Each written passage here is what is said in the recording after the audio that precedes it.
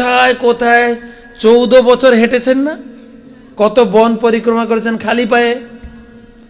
আর দাপর লীলায় কি হলো, কত বনে ছুটাছুটি, কত বনে গড়াগড়ি, কত ছুটেছেন নিত্যানন্দ প্রভু, খেলাধুলা করেছেন। ছুটার অভ্যাস তো আছে, তাকে রান কম্পিটিশন দিলে অসুবিধা করে, তো ফার্স্ট প্রাইজ পাবেই। তো নিত্যানন্দ প্রভু ছুটছেন, এদিকে বেচারা হরিদাস ঠাকুরের অবস্থা খারাপ। হরিদাস ঠাকুর বসে বসে নাম জপ করে, তাই তো, হাঁটার অভ্যাস নেই, মর্নিং ওয়াকের অভ্যাস নেই। আর কি, আর সে ছিলেন কে, হরিদাস ঠাকুর কে ছিলেন কখনো শুনেছেন? ব্রহ্মা ছুটা দৌড়া করেছে, বেচারা হাতে জব মালিনী শুধু জব করে, আর সেই জব করছে, তার ছোটার অভ্যাস নেই, হাঁপাচ্ছে হাঁপাচ্ছে। কোনো মতো একটু দাঁড়িয়ে পড়ে, কত দূরে আছে দেখি, দেখি কাছে, আবার দৌড়, দৌড়াতে দৌড়াতে দৌড়াতে মহাপ্রভুর ঘরে গিয়ে ধড়াম করে পড়েছে। হরিদাস, কি হয়েছে তোমার? আর বলো না প্রভু, প্রাণে বেঁচেছি, প্রাণে বেঁচে গেছি আজকে। তোমার যে সেই অবধূত, সেই পাগলের সঙ্গে আমি আর প্রচারে যাব না গো প্রভু। কি হয়েছে বলো? বলছে তুমি বললে ঘরে ঘরে গিয়ে প্রচার করতে, তোমার এই অবধূত পাগল, কি যে করে, কি যে বলে, কি যে করে, কোনো ঠিক নাই। প্রচার করতে তো গেল, একটা পাগলের কাছে পৌঁছালো। মানে আরে মদ কে পাগল হয়ে একদম ঢোল হয়ে পড়েছিল, জগাই মাধাই তাদের কাছে গিয়ে হাজির। মহাপ্রভু হাসলেন, মহাপ্রভু বললেন মোটামুটি ঠিক আছে, উনিও মদ কোম্পানির লোক, তো ওখানেই যাবে, তার কথাই প্রচার করতে যাবে। মহাপ্রভু হাসলেন। তারপরে বলেন না প্রভু, তোমার নিতাই বললো একবার হরিনাম করো না প্লিজ। আর তার দুজন যা তেড়ে উঠলো, আমার দুজনকে মারে মারে কোন রকম প্রভু বেঁচে এসে আর না। তো পরের দিন ঘুম থেকে উঠেছেন, নিতাই বলছেন, হরিদাস রেডি প্রচারে যাওয়ার জন্য? চলো। আজকে কোন দিকে যাবে গো প্রভু? কেন, যেদিকে গেছিলাম ওই দিকে? হ্যাঁ, সেই তাদের কাছে বলছে, হ্যাঁ কাজ তো কমপ্লিট হয়নি তো। ওখান থেকে হাঁপানি শুরু হয়েছে, ওখানেই যাবে আবার। তো কি করে করি? তো যাই হোক, নিতাই চলছেন, বল চলো না দেখা যাক, প্রভুর আশীর্বাদ আছে আমাদের উপরে। প্রভু হচ্ছেন পতিত পাবন, আর তুমি যদি মনে করো তারা সব থেকে পতি, তাদেরকেই তো উদ্ধার করতে হবে গো। প্রভুর আশীর্বাদ আছে। কলিযুগের যুগ ধর্ম নাম সংকীর্তন,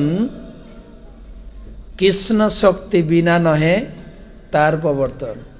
কৃষ্ণ শক্তি, ঈশ্বর শক্তি আমাদের উপরে আছেন, আমরা জয়ী হব। হরিদাস ঠাকুরকে ভালোভাবে বুঝিয়েছেন, তারপরে নিয়ে গেছে, চলো চলো হরিদাস, আজকে কাজ হবে, চলো না। হরিদাস নিত্যানন্দ প্রভু থেকে 10 হাত দূরে, আবার যদি অ্যাটাক হয় কমপক্ষে আগে একটু দৌড়াতে পারবো, অনেক দূরে। নিত্যানন্দ প্রভু যাচ্ছেন ঢলে ঢলে, হরে কৃষ্ণ হরে কৃষ্ণ, সবাই একসঙ্গে, কৃষ্ণ কৃষ্ণ হরে হরে, হরে রাম হরে রাম, রাম রাম হরে হরে। বলুন বলুন, বলো বলো জগাই, একবার বলো জগাই, এ মাদাই একবার বলো, বলো না বলো না, কৃষ্ণ কৃষ্ণ হরে হরে, একবার বলো প্লিজ, একবার, হরে রাম হরে রাম, রাম রাম। এই তুই আবার এসছিস আজকে, আবার এসছিস, আজকে তোকে মারবো। হরিদাস তো অনেকটা পিছিয়ে গেছে, এমনি পিছনে ছিল, আরো পিছিয়ে গেছে। এদিকে নিত্যানন্দ বলো না প্লিজ, আবার সাহস তো কম না। দিয়েছেন, সামনে পড়েছিল মদ খেয়ে ফেলার, সে হাঁড়ি নিয়ে মরেছে। আর নিত্যানন্দ প্রভুর কপাল ফেটে ঝরঝর করে রক্ত নামছে। দূর থেকে হরিদাস দর্শন করে হাউ হাউ করে কাঁদছেন, ডাকছেন, মহাপ্রভু, বলুন মহাপ্রভু, মহাপ্রভু, মহাপ্রভু। মহাপ্রভু ছুটে এসছেন, ছুটে এসে দেখছেন নিত্যানন্দের কপাল থেকে ঝরছে রক্ত। মহাপ্রভুর চোখ দুটো বড় বড় হয়ে গেছে। আমার নিতাইয়ের কপাল থেকে রক্ত কে কে করেছে, কে করেছে? হরিদাস ঠাকুর বললেন, মাধাই। দুজনের ভিতরে কে মেরেছিল? একটু কনফিউজ হয়ে যায় না, জগাই মেরেছিল না মাধাই? তো মনে রাখার সুবিধা করে দিচ্ছি, চৈতন্য ভাগবতে যেটা বলা হয়েছে, মাধাই মেরেছে। ম আছে না, মনে রাখবেন, মাধাই মেরেছে, মনে থাকবে তো, মাধাই মেরেছে। তো মাধাই মেরেছে, মাধাই মেরেছে, মাধাই, মাধাই তুই আমার অভিন্ন প্রকাশ নিতাইকে আঘাত করেছিস, তোকে ছেড়ে দেব না। কোথায় সুদর্শন? সুদর্শন, সুদর্শনকে ডাকছেন মা, গর্জন গম্ভীর স্বরে, পৃথিবী কেঁপে যাচ্ছে। সুদর্শন আসছেন একদম, সে কি বলে, আপনাদের দেশে সুনামি হয়েছিল না, সুনামির বেগে আসছেন, সারা ব্রহ্মাণ্ডকে কাঁপিয়ে একদম তত্তর করে আসছেন। হরিদাস বলছেন, প্রভু মাধাই মেরেছে, বলে জগাই, জগাই আপনার নিতাইকে বাঁচিয়েছে। যখন মাধাই মারার পরে নিত্যানন্দ প্রভু বলছেন, মেরেছো ঠিক আছে, কোনো অসুবিধা নেই, মেরেছিস কলসির কানা, তারপরে তাই বলে কি প্রেম দেব না। মেরেছো ঠিক আছে, তথাপি একবার বলো, বলো না, বলো না, একবার হরিনাম বলো। আবার মারতে, আবার, তোর তো আক্কেল নেই দেখছি। তখন জগাই মাধাইয়ের পা জড়িয়ে ধরে, মারিস না রে, এই যে সাধু, সাধুকে মারতে নেই রে, মারিস না, মারিস না। তাই হরিদাস ঠাকুর বলছেন, প্রভু জগাই বাঁচালো নি, জগাই তুমি আমার নিতাইকে বাঁচিয়েছ। জগাইকে জড়িয়ে ধরলেন, হরি বল। তাই ভক্তের যে সেবা করবে ভগবান তাকেই আগে আশীর্বাদ দেবেন। জগাইকে জড়িয়ে ধরে মহাপ্রভু তাকে প্রেম দিয়ে গেলেন। আর জগাই মহাপ্রভুর আলিঙ্গন, কার আলিঙ্গন? যদি মহাপ্রভু এসে, মহাপ্রভু সাক্ষাৎ ভগবান, মহাপ্রভু যদি এসে আপনাকে আলিঙ্গন করেন, কেন আপনাকে আলিঙ্গন করবে না, আমাকে আলিঙ্গন করবেন কেন? আমার তো জগাই মাথায় নেই তো, আমরা ভক্ত তো। কথাটা ঠিক না ভুল? আমরা হরি নামের প্রচার করতে গিয়ে কার দৃষ্টান্ত দিই? হ্যাঁ, পাপি তাপি যত ছিল হরি নামে উদ্ধারিল। আর প্রমাণটা কি গো? তার সাক্ষী আমরা জগাই মাথায়কে পাপি বলি। আমি তো নিজেকে পাপি বলি না তো, আমি পাপি না তো, আমি ইস্কনের কতদিনের সিনিয়র ভক্ত, তা আমি কি করে উদ্ধার পাবো? আমাকে কেন মহাপ্রভু আলিঙ্গন করবে? ঠিক কিনা? আমরা আবার গান গাই না, সেই যখন পঞ্চদত্ত আরতির সময় আমরা গান গাই, পতিত পাবন হেতু তব অবতার। তারপরে তারপরে আপনি এসেছেন পতিত পাবন, হে মহাপ্রভু আপনি এসেছেন পতিতদের উদ্ধার করার জন্য। তো এইখানে পতিত কে? যদি বলে মাদারীপুরে পতিত কে? কে পতিত? গানে বলছেন, মসম পতিত প্রভু না পাইবে আর। আমি বলছি কিন্তু কে পতিত? কে পতিত? আমি পতিত, আমি বলছি, কিন্তু ভাব তো তাই বলছে না। যখন বলি একটু তাল দিয়ে গান দিয়ে, মসম পতিত প্রভু, আরে পতিত ভাব আসছে কি? আসছে কি না? আসছে কি? আমি বুঝাচ্ছি কি আমি পতিত? বুঝাচ্ছি কি না? তো মহাপ্রভু বলছেন, তোমারে লইতে আমি হইনু অবতার। মৌসম, তারপরে কি আছে? আমি বিনা বন্ধু আর কে আছে, তোমার আছে না গানে? মহাপ্রভু কাকে উদ্ধার করতে এসছেন? কাকে উদ্ধার করতে এসছেন? গানে বললাম তো না, গানে বললাম তোমারে লইতে আমি হই নই। আবার কাকে নিতে এসছেন? কাকে?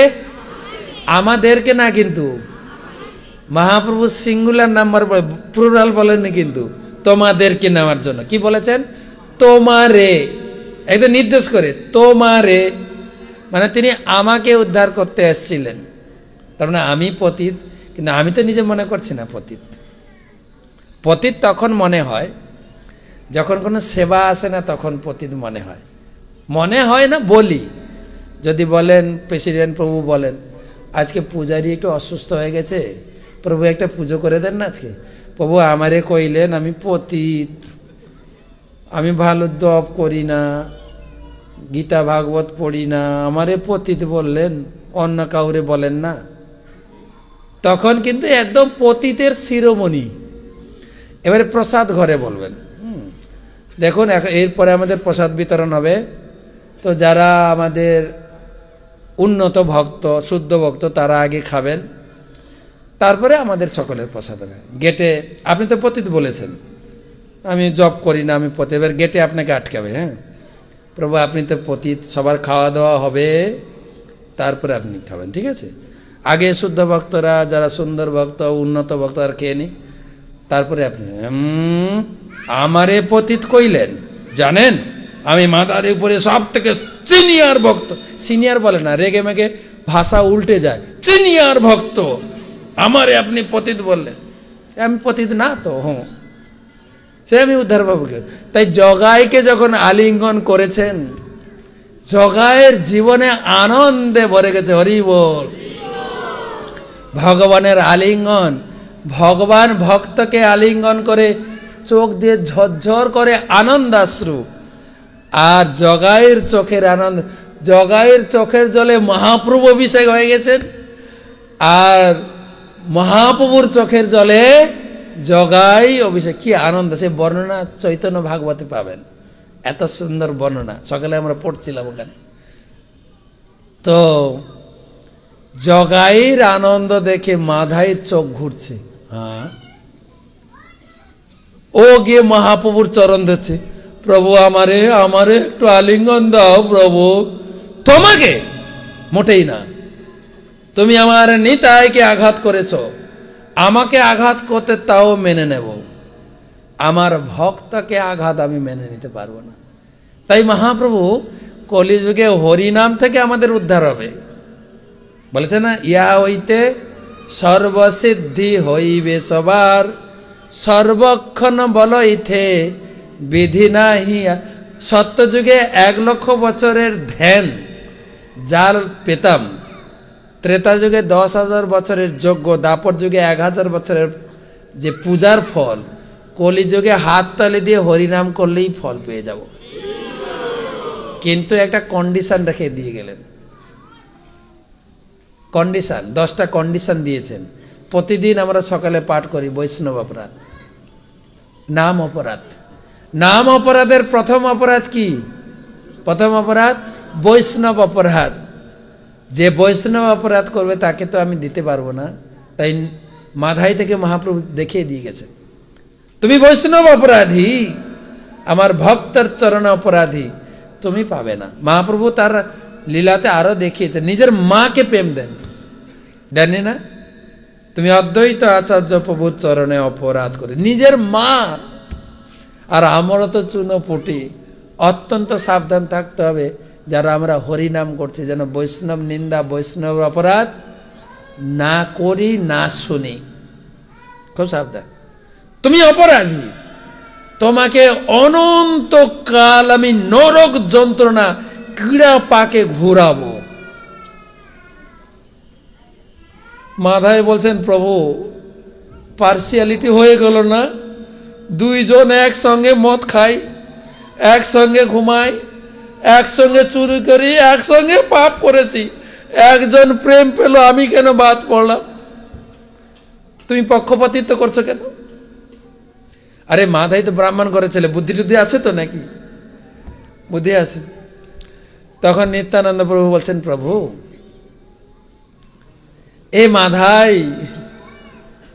সেও, তাকেও তুমি আলিঙ্গন করো না, সে আমার চরণ ধরলে হবে না, তোমার চরণ যদি ধরে আমি মেনে নেব। আর মাধাই দৌড়ে গিয়ে ধরনি তাই চরণ দুখানি, চরণ জোরে দড়িয়ে ধরেছেন। আছে না, দৃঢ় করি ধর নিতাই ভাই, একদম জোরে চাপটা ধরেছেন। নিত্যানন্দ প্রভু বলছেন, প্রভু, মহাপ্রভু বলছেন, প্রভু আমি যদি কোনো পুণ্য করে থাকি, আমার সমস্ত পুণ্য দিয়ে মাধাইকে আমি উদ্ধার করতে চাই, প্রভু তুমি আলিঙ্গন দাও। আরে নিতাই, তুমি যখন চেয়েছ মাধাইও উদ্ধার হয়ে গেছে। হরি, মাধাইকে জড়িয়ে ধরলেন মহাপ্রভু। মহাপ্রভু বললেন, জগাই মাধাই, তোমাদেরকে আমি পাপ থেকে মুক্ত করতে আসিনি, কেবল পাপ থেকে মুক্ত করিনি।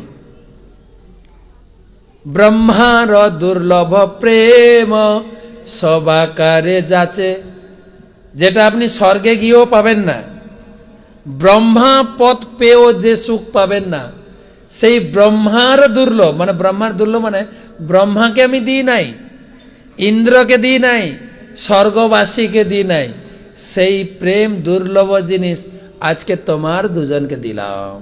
হরি বল। সেই ব্রহ্মার দুর্লভ প্রেম নিতাই কৃপায় জগাই মাধাই উদ্ধার হয়েছিলেন। তাই আমি প্রায় জায়গায় বলি, যদিও চৈতন্য মহাপ্রভু পতিত পাবন, কিন্তু আমাদের চৈতন্য মহাপ্রভুর প্রতি ভরসা নাই। চৈতন্য মহাপ্রভু কি জগাই মাধাকে উদ্ধার করেছেন? না। কে উদ্ধার করেছেন? জোরে জোরে নিতাই, জোরে নিতাই, নিতাই উদ্ধার করেছেন। তাই তো মহাপ্রভু কাকে উদ্ধার করেছেন? বড় বড় ব্যক্তিকে। উনি পড়াশোনা করেছেন, তো ব্রাহ্মণ ঘরের ছেলে, তো তাই বড় বড় লোক ছাড়া চোখে পড়ে না। তিনি নবদ্বীপে উদ্ধার করেছেন কেশব কাশ্মীর বিদ্বান পণ্ডিত, সারা পৃথিবীকে যিনি পরাস্ত করে নবদ্বীপে এসেছিলেন, তাকে পরাস্ত করে উদ্ধার করেছেন, যে ছিল সরস্বতীর বরপুত্র। কারোর কাছে তিনি হেরে আসেননি।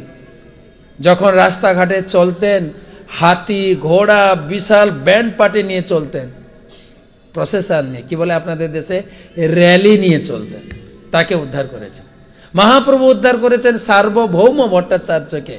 মহাপ্রভু উদ্ধার করেছেন তদানীন্তন কালের উড়িষ্যার রাজা প্রতাপ রুদ্রকে।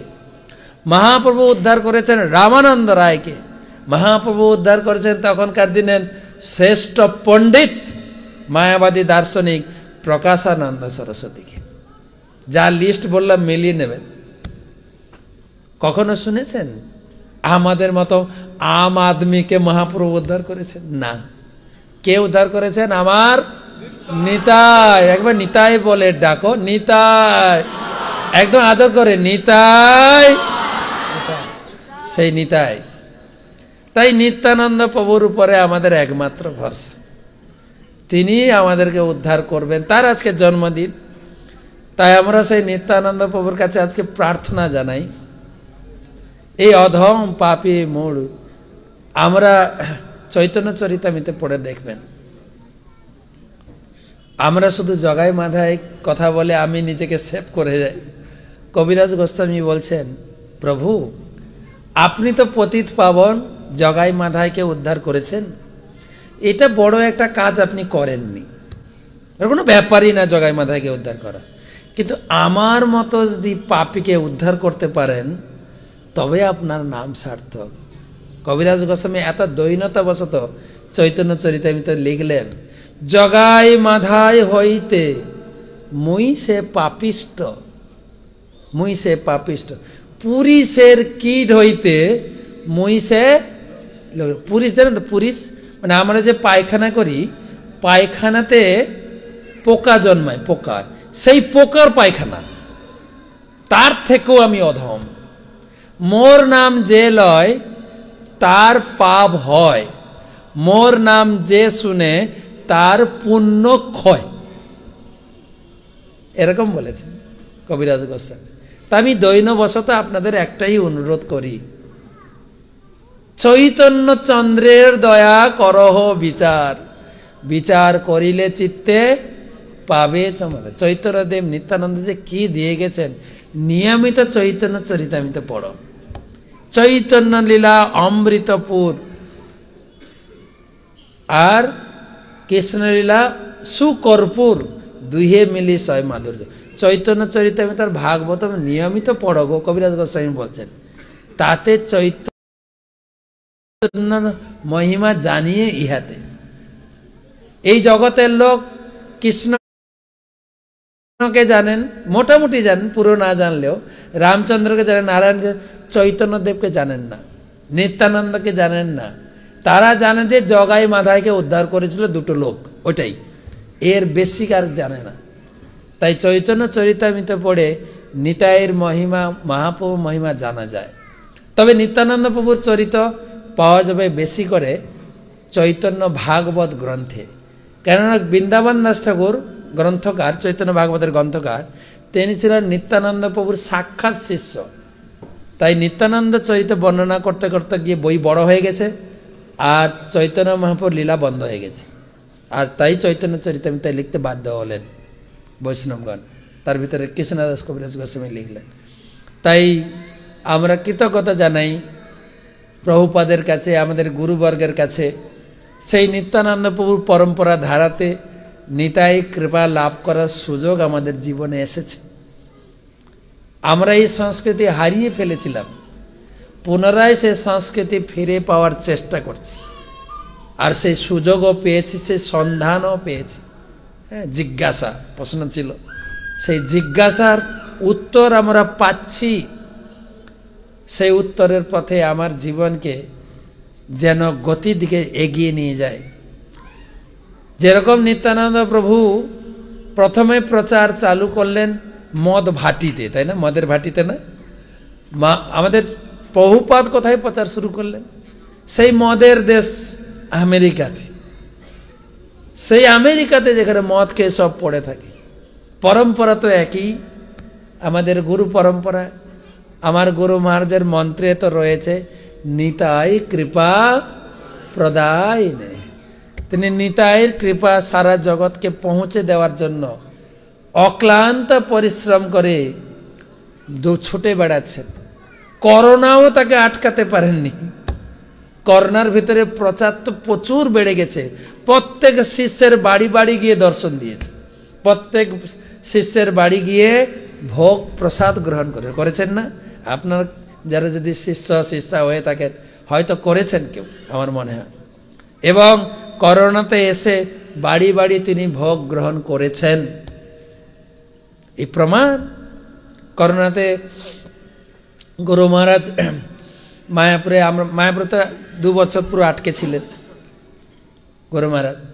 আর প্রতিদিন 3 বার তিনি যে নিত্যানন্দ, গুরুদেব হচ্ছেন নিত্যানন্দ অভিন্ন শরীর, তার দয়ার শরীর। যখনই কোথা থেকে কোনো ভক্তের করোনা আক্রান্ত শুনতেন, সঙ্গে সঙ্গে ভগবানকে প্রার্থনা করতেন, পূজা দিতেন, চিঠি লিখতেন পূজারীকে, এই নামে একটু ভালো করে পুজো দিও। প্রতিদিন সকালে মঙ্গল আরতির পরে, দর্শনারতির পরে, আর সন্ধ্যায় চৈতন্য ক্লাসের পরে 3 বার প্রার্থনা করতেন, হে প্রভু, হে নরসিংহদেব, হে রাধা মাধব, হে পঞ্চতত্ত্ব, আপনাদের ভুলে, ভগবানকে ভুলে আমরা কষ্ট পাচ্ছি, এ আমাদের কর্মফল। আপনি কৃপা করে আমার সব ইস্কন ভক্তদের রক্ষা করুন। শুধু নিজের শিষ্য না, সব ইস্কন ভক্ত, বিশেষ করে যারা ফ্রন্ট লাইনে আছে, আমাদের ভক্তরা যারা ডাক্তার, যারা নার্স, যারা পুলিশ, যারা প্রসাদ বিতরণ করছেন, তাদেরকে বিশেষ করুণা করুন প্রভু। প্রতিদিন 3 বার করে প্রার্থনা। আর যেখানে কোনো ভক্তের অসুস্থ শুনতেন, সঙ্গে সঙ্গে প্রার্থনা করতেন। সেই দেখতাম, কেন তিনি অভিন্ন নিত্যানন্দ শরীর, তো দয়ার শরীর যে। তা তারপরে আমাদের তো আমাদের সকলের শ্রদ্ধেয় শেষমাত ভক্তিচারু স্বামী গুরু মহারাজ আমাদের ছেড়ে চলে গেলেন। আমাদের বাঙালি ভক্তবৃন্দের জন্য এটা চরম হারানো, লস ছিল। প্রভুপাদ সবকিছু দিয়ে গেছেন ইংরেজিতে, আর সেই ইংরেজি ভাষার গ্রন্থকে এই জগতে বাংলায় রূপদান করেছেন আমাদের সকলের শ্রদ্ধেয় বাঙালি ভক্ত তো সকলেই কৃতজ্ঞতা পাশে আবদ্ধ। প্রভুপাদ বলেছেন এই সোসাইটি আগামী 10,000 বছর পর্যন্ত থাকবে। আগামী 10,000 বছর পর্যন্ত সমস্ত ভক্ত ছিল ভক্তিচারু স্বামী গুরু মহারাজের চরণে চির কৃতজ্ঞতা পাশে আবদ্ধ। তিনি যা দিয়ে গেছেন আমাদের, কি দিয়েছেন? ইংরেজি থেকে বাংলা। কোন বাংলা? আমি তো দেখি আমাদের পশ্চিমবঙ্গে দুটো বাংলা আছে, একটা সাধু ভাষা, একটা চলিত ভাষা। বাংলাদেশে আছে কি? সাধু ভাষা খুব কঠিন, কিন্তু বঙ্কিমচন্দ্রের লেখা সাধু ভাষা, শরৎচন্দ্রের লেখা হচ্ছে চলিত ভাষা। ছিল ভক্তিচারু স্বামী গুরু মহারাজ চলতি ভাষা নয়, তিনি দিয়ে গেলেন মিষ্টি ভাষার বই, যে একবার পড়লে ছাড়তে ইচ্ছা করে, আপনি একদম আচারের মতো সেটে যাবেন, আরো পড়ি আরো পড়ি আরো পড়ি। তিনি আমাদের ছেড়ে চলে গেলেন। আর তিনি চলে যাওয়ার পরে মায়াপুরে প্রায় কিছুদিন পরে তার সমাধি হয়। সমাধিতে দেশ বিদেশ থেকে বহু ভক্ত এসেছিলেন। আর সেই সমাধি হওয়ার পরে মায়াপুরে প্রায় ভক্তের করোনা ছড়াতে শুরু করলো। গৃহস্থ ভক্ত, সন্ন্যাসী, ব্রহ্মচারী। আমার ডিপার্টমেন্টে 92 জন ব্রহ্মচারী তারা গ্রন্থ বিতরণ করে, সংকীর্তন বিভাগ। তার ভিতরে প্রতিদিন পড়তে শুরু করলো। আজকে 2 জন, কালকে 5 জন, 10 জন, 20 জন, কত 56 জনকে করোনা আটক করলো। গুরু মহারাজ যখন শুনলেন, গুরু মহারাজ বললেন যারা আক্রান্ত হয়েছে তাদেরকে একটু আলাদা করে দাও, আলাদা বিল্ডিংয়ে রাখো, তাহলে বাকি যারা আছে তারা এফেক্ট হবে না, তারা একটু সুস্থ থাকবে। আলাদা একটা বিল্ডিংয়ে দেওয়া হলো। গুরু মহারাজ আমাকে বললেন, ভাগবত মহারাজ আমি প্রতিদিন রোগী দেখতে যাব। চিন্তা করে, আমি প্রতিদিন রোগী দেখতে যাব, তুমি ব্যবস্থা করো। টাইম দিলেন 10টা থেকে 11টা টাইম হচ্ছে, আমি সব সংকীর্তন ব্রহ্মচারীদের দেখতে যাব। তো 10টার সময় তিনি জুমে ঢুকতেন, ওখান থেকে জুমের লিঙ্ক এসে যেত, আর জুমে নাম ধরে ধরে জিজ্ঞাসা করতেন, গোবিন্দ আজকে কেমন আছো? তুষ্টরাম আজকে কেমন আছো? যদি আপনার গুরুদেব আপনার নাম ধরে জিজ্ঞাসা করে, গুরুদেব তো 60,000-এর উপরে শিষ্য, নাম ধরে যদি জিজ্ঞাসা করে আপনার কি মনে হবে? এমন তো মনে হয় আমাকে কবে দীক্ষা দিয়েছে নাম জানেন, নাম ধরে ডাকছেন। আর করোনাতে যদি কাউকে করোনা ধরেছে শুনে তার বাড়ির লোকও তাকে ঘরে ঢুকতে দেয় না, দেখতে যাওয়া তো দূরের কথা, এই আতঙ্কেই মরে যায়। হয়তো করোনা হয়নি, তাকে হসপিটালে নিয়ে গেছে, তাকে দেখতে দেওয়া হবে না, ডেড বডিটাও দেওয়া হবে না, ওতেই মরে যায়, তাই না? আর গুরুদেব নিজে জিজ্ঞাসা, তুমি কেমন আছো? রোগী তো এমনিই ভালো হয়ে যাবে, আর রোগীরা হাঁ করে বসে থাকতে কখন আমার নামটা ধরে ডাকবে গুরুদেব? বসে থাক। প্রতিদিন দেখা করতে আসতেন, আর 2টো করে ফল দিতেন, তোমরা ভালো করে খাবে, সুস্থ থাকবে, আনন্দ থাকবে, করোনা কিছু করতে পারবে না, আমরা আছি না, নরসিংহদেব আছেন না, কিছু হবে না, আনন্দ থাকো। তো কিছুদিন গেছে, 6-7 দিন চলছে, খুব আনন্দ সবার। ওই টাইমটা হলে সবাই একদম ভালো হয়ে যায়, কেউ আর বিছানায় শুয়ে থাকে না, সব একদম সজাগ থাকে। তো একদিন 10টার সময় খুলেছি, গুরু মহারাজ আসেননি, 10টা 15, 20, 20, 30, 40, 50 হয়ে গেছে। কি ব্যাপার? তো 50-এ 10 মিনিট আছে, আর গুরু মহারাজ ঢুকেছেন, দিয়ে বলছেন, সরি আমার একটু আসতে লেট হয়ে গেল ভাগবত মহারাজ, তো আমার শরীরটাও ভালো না। সবাই আমার অবাক হয়েছে, আরে আমাদের শরীর খারাপ, উনি আমাদেরকে দেখতে আসছেন, গুরু মহারাজের শরীর খারাপ? গুরু মহারাজ সবাই একসঙ্গে বলছে, গুরু মহারাজ কি আপনার কি হয়েছে বলুন বলুন গুরু মহারাজ, আপনি আমাদের দেখাশোনা করছেন, আমরা খুব দুঃখিত যে আপনাকে আপনার সেবা করতে পারছি না। বলছে, না তেমন কিছু না, তোমরা তো জানো রাত্রে আমি চৈতন্য ক্লাস দিই। বলে, হ্যাঁ, চৈতন্য ক্লাসের পরে ভক্তরা আমাকে বাড়িতে ডাকে, আমি বাড়ি বাড়ি যাই। আর কালকে ছিল বাংলাদেশে গেছিলাম, বাংলাদেশের সিলেটে গেছিলাম। তুমি তো জানো বাংলাদেশের লোক কি খাওয়ায়, খাওয়াতে পছন্দ করে, আমি এত কষ্ট করে রান্না করছি, গুরুদেব খাইবেন না, বলে না? তো খাইয়েছেন,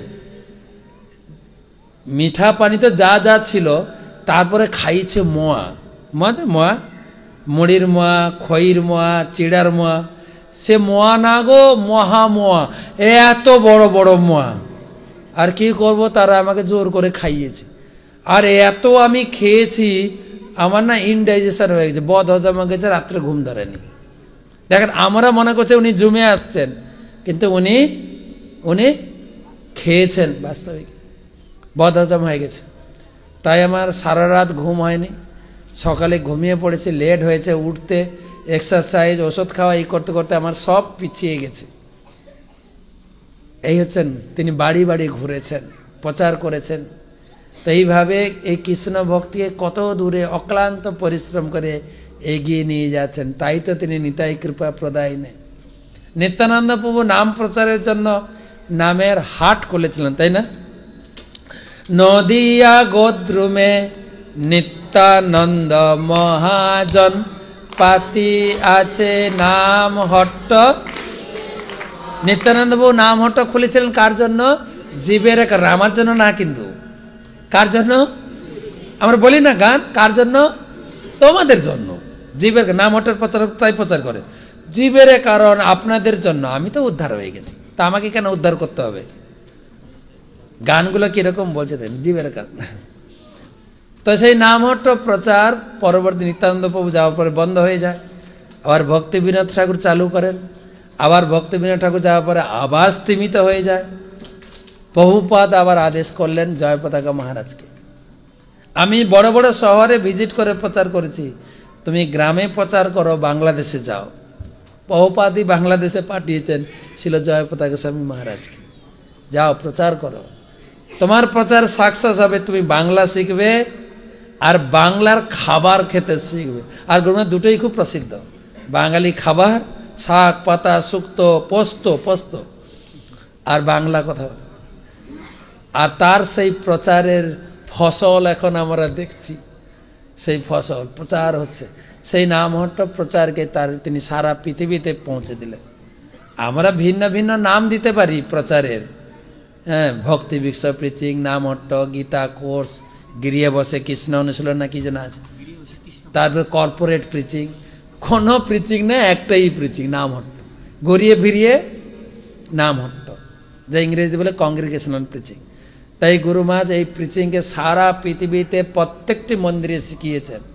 তাই ইস্কন জিবিসি ছিল জয় পতাকা স্বামী গুরু মহারাজকে, তাকে পদবী দিয়েছেন, একটা পদ দিয়েছেন, নামহট্টের বিশ্ব নামহট্ট মন্ত্রী সেই সময় জয় পতাকা স্বামী গুরু মহারাজ।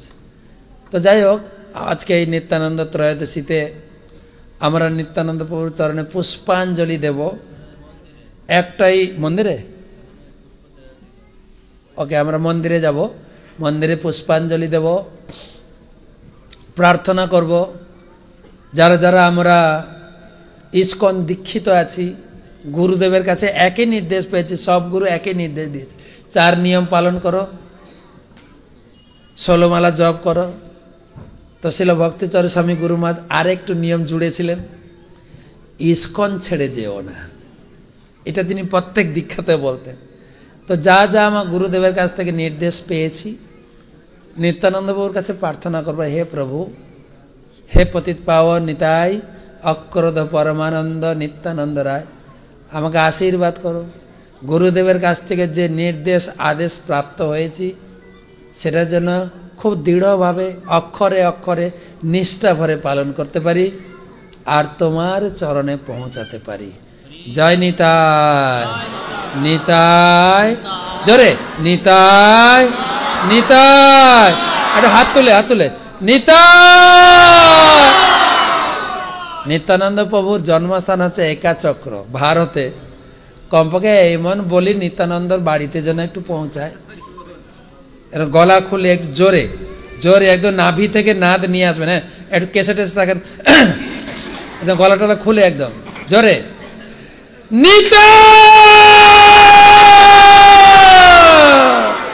নিত্যানন্দ